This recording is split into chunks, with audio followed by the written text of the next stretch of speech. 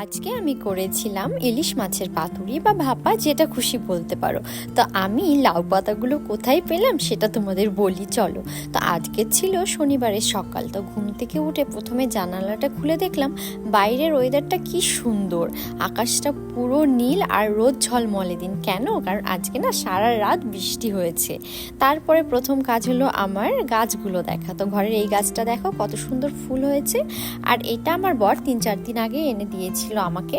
তো সেটাও দেখলাম খুব ভালো তাজা রয়েছে। তারপরে হলো বাইরের গাছগুলো দেখা। বাইরের মাত্র 3-4টে গাছ, সেগুলোকেই আমি এত যত্ন করে দেখি, যে ভালোবেসে দেখি, যে কি বলবো, যে বিদেশের মাটিতে কয়েকটা দেশি গাছ নিজের হাতে ফলানো যে কি শান্তি, কি আনন্দ, যা বলে বোঝাতে পারবো না।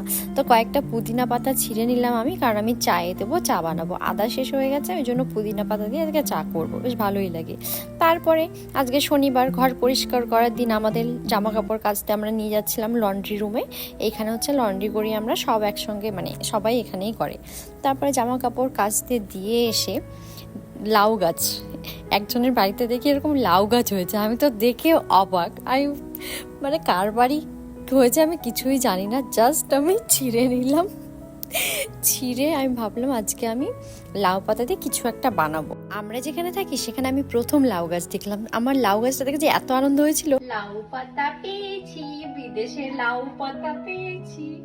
তো ঘরে ছিল আমার ইলিশ, তো ভাবলাম ইলিশ পাতুরি করি লাউ পাতা দিয়ে। তো সর্ষে, 2 রকমের সর্ষে নিয়ে আমি ভিজিয়ে রাখছিলাম। তারপরে লাউয়ের পাতাগুলো সুন্দর করে ধুয়ে নিলাম। যদিও ধুলোবালি অত থাকে না, তাও ধুয়ে নিলাম সুন্দর করে। আর এই ছিল আমার জোগাড় যন্ত্র, খুবই সামান্য। 3টে ইলিশ মাছ ছিল আমার কাছে আজকে। তো আমি সর্ষের পেস্টটা করে নিয়েছি, ওর মধ্যে একটু নারকেলও দিয়েছিলাম আর কাঁচা লঙ্কা দিয়ে পেস্টটা করেছিলাম। তার মধ্যে একটু টক দই, হলুদ, নুন দিয়ে সুন্দর করে মিশিয়ে মাছটাকে আমি ম্যারিনেট করে নিচ্ছি। এটা একটু পাতলা হয়ে গেছিলো, কারণ আমার কাছে শিলনোড়া নেই, আর আমার মিক্সারটা একটু কেমন জানে, জল না দিলে ভালো করে পেস্টই হয় না, ওই জন্য একটু পাতলা হয়ে গেছে, বাট ইটস ওকে। আর সর্ষের তেল দিয়ে দিয়েছিলাম উপর দিয়ে, সুন্দর করে মাখিয়ে তারপরে পাতার সঙ্গে বাঁধার পালা। এই জায়গাটা আমার একটু কঠিন লাগে, তো একটু নুন ছড়িয়ে দিচ্ছিলাম যাতে পাতার মধ্যে একটু নুনটা ঢোকে, ভালো লাগবে তাহলে খেতে। তারপরে মাছগুলো এক এক করে দিয়ে তার উপরে লঙ্কা দিয়ে দিলাম 3টে কাঁচা লঙ্কা, আর সুন্দর করে কতগুলো প্যাঁচ দিয়েছি আমি, দেখো এরকম করে বেঁধেছিলাম। তারপরে এরকম জলের উপরে একটা ভাপানোর জিনিস দিয়ে তার মধ্যে ভাপাতে আমি ঢাকা দিয়ে রেখে দিয়েছিলাম। দেখো কি সুন্দর হয়ে গেছে। তো একটা পিস আমি ভাতের সঙ্গে নিয়েছিলাম, এত সুন্দর টেস্টি হয়েছিল খাবারটা, যে কী বলবো। আর এত সুন্দর মানে গন্ধ বেরোচ্ছিল। তো পাতাটাকে আমি ডলে ডলে পুরো মাখা করে এর মধ্যে একটু সর্ষের তেল দিয়ে ঝাল ঝাল করে ভাতের সঙ্গে মেখে খেলাম, কী যে দারুণ লাগছিল যে কি বলবো।